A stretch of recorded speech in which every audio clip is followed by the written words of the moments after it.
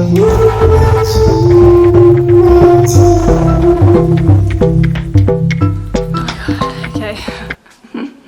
I just went shopping and bought like a whole lot of groceries.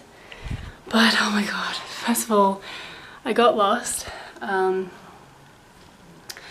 I had no idea where I was, and then I tried to Google Maps it, but I had no Wi-Fi, so then I was like, oh my god.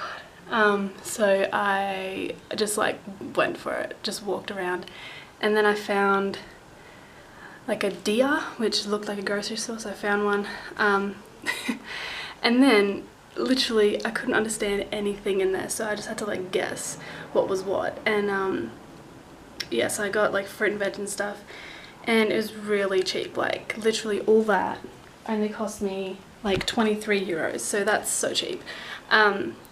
And then yeah, I didn't know how to get back, so I was just like walking around for ages with these heavy bags trying to get back. And then I finally found like a Wi-Fi spot, and then my phone was on like 2% battery, and then I was walking around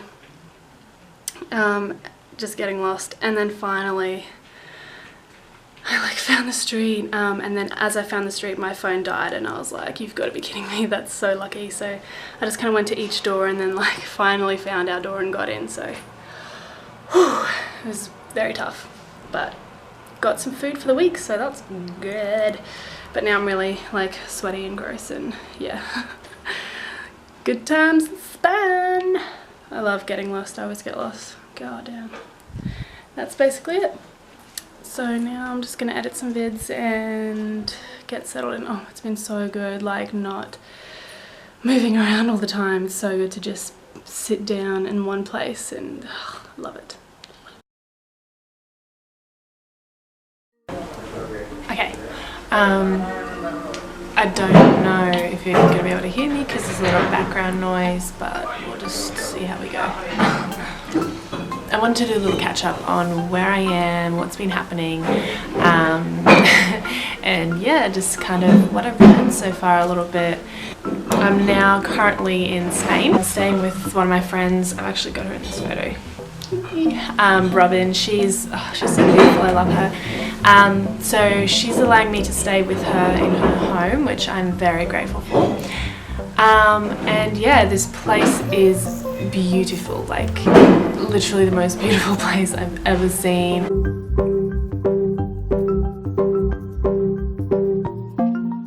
Like, I mean, Italy was great, Italy was amazing, but this place is phenomenal. We're going to Portugal as well in 2 weeks, which I'm like dying to see.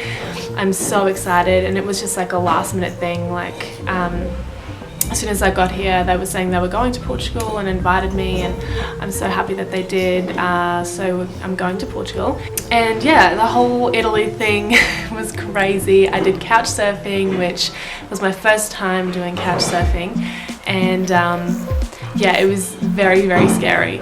I've never been in a place where like I was like fearing for my life. Like when I got there, I didn't know anyone, I didn't have a hotel or anything booked, so I literally got there and with like nothing. And then I met the guy from couchsurfing, and we basically, yeah, just the whole story I will put in a different video because it was a crazy, crazy experience. But yeah, that's what happened there. Getting to Spain was another interesting experience. I got to Spain at like 8:30. I then went to the train station and asked them, you know, is there any trains tonight? And they said no, the next one comes at 7 a.m. in the morning. So I was like, okay, what do I do until 7 a.m. in the morning? Because I can't really catch a train. I just thought, okay, I'm just gonna wait. I'm gonna wait it out. I didn't even realize that I only had about 2 hours sleep before. And I didn't even think about that. I was like, okay, I'm running on 2 hours sleep. Sweet, yeah, I'm ready to go. Let's do an all-nighter. Logical thinking. I sat at the train station, like the centre station, in the dark by myself, and I was like, oh, this is pretty comfortable, I can just fall asleep here. So I'm sitting there for a while. I look at the clock, there's a clock right in front of me, and it's about like midnight at this point. And I'm like, yeah, this is sweet, you know, I'll make it. So security guard standing there staring at me for ages, and I'm thinking, yeah, okay, it's just his job, I guess. And then so eventually it's like 1 a.m. and he comes up to me and he's like, I'm sorry, but we actually close at 1. And I was like, cool. So he's like, yeah, you're pretty much gonna have to leave. So I was like, cool, no worries. It's not like I have anywhere to go. So I like got my bag, walked outside at like 1 in the morning in like the city. It kind of felt like the valley back home. And I was like, sweet, I'll just walk around here for about 7 hours, 6 hours, So I was like, okay, that's not gonna work. I need to find somewhere.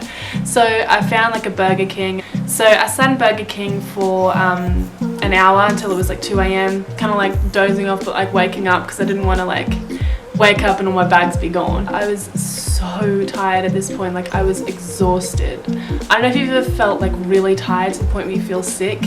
That's how I was feeling. It gets like 2:30 and I'm like, oh awesome, I only have a few hours left, push through. Then the lady comes upstairs and she's like, oh, we're closed now, you'll have to leave. And I was like, oh, no worries. So I got kicked out of the train station, kicked out of Hungry Jack's. So I was like, McDonald's, oh, awesome. So I go to McDonald's and there is like a gazillion drunk people because it's a Saturday night, bear in mind. And I was like, oh man, this is the worst place to have like a massive backpack and a massive like front backpack. I looked like an idiot. Like imagine the valley wherever you live, like if you have like a valley where everyone goes out on a Saturday night and some random just walks past with like a massive backpack. Oh, it was so bad. So Macca's whole dining room was closed. It was basically just like a window where you can order food. So I was like roaming the streets like, what am I gonna do? So I literally sat outside like a bus station on the road, like a homeless person, and just was like, yeah, this will do. I just sat there for like until it was about 5:30, and it was so hard. Like I was sitting there just like, okay, cool, what do I do? Like just watching people go by. Luckily there was a lot of people walking around, because if there wasn't I would have been freaked out. But yeah, so I just waited it out, finally got to 5:30. I was like, oh my god, yes, I can finally sleep. I sit down on the train and this really cute Italian guy decides to sit next to me for a good old chat, just because why not? I was like, would have loved that moment if I wasn't so exhausted. All the seats were free. There was so much space, but he just had to sit right next to me, and I was just like, cool, let's have some chats. So we talked for a while, and then eventually I think you could see I was really tired. So I kind of like dozed off. I wasn't even listening really. And then yeah, I got here and Robin met me at the train station, and it was just, it was the best thing ever. Like as soon as I got here and walked around, I fell in love with this place. It's so pretty. Yeah, that's basically how I got to Spain. It was hectic, like, but the biggest thing I learned was like when you have nothing or nowhere to go, like it can be scary. And it just makes me realize like I say it lightheartedly that I felt like a homeless person, but literally though, like that's probably what they go through. And when I think about it, we sometimes think of homeless people as like another species sometimes, and we treat them so weirdly.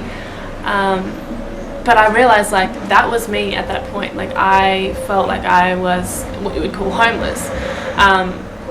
Like I had nowhere to go, nowhere to stay. And so it just made me realize like it's just normal people like you and I who just sometimes don't have a place to go, and it's very common now. And I feel like I really shouldn't treat them any differently than I would my friends, if that makes sense. So I don't know, it's a weird concept that sometimes I look at homeless people and I think you know, like they're there because they're lazy or because they choose not to work, which I don't know, maybe some of them do, but just the fact that I never really thought maybe they're there because they have no other option and they are really struggling.